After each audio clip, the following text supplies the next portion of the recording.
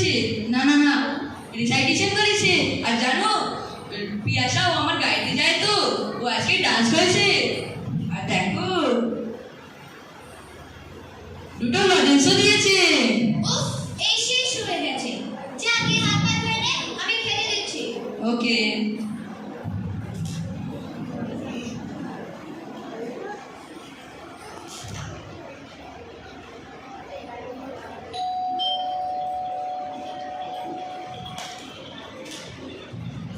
ও বৌদি, কেমন আছো?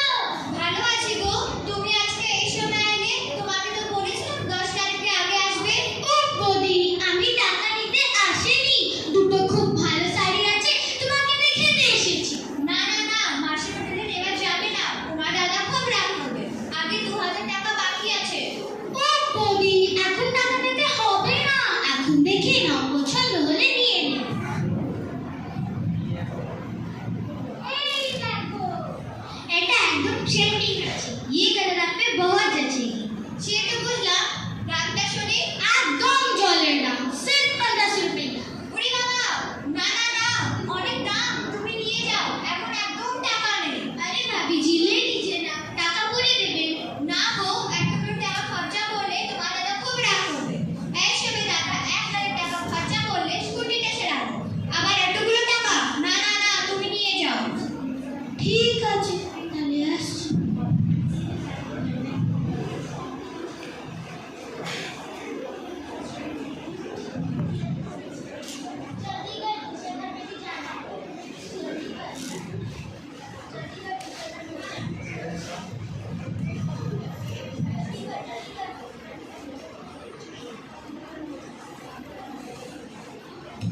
আচ্ছা বৌদি, এত সুন্দর তোমার গানের গলা, তুমি তো বাচ্চাদের গান শেখাইতে পারো, তাহলে তো আর সবকিছুর জন্য দাদার কাছে চাইতে হয় না।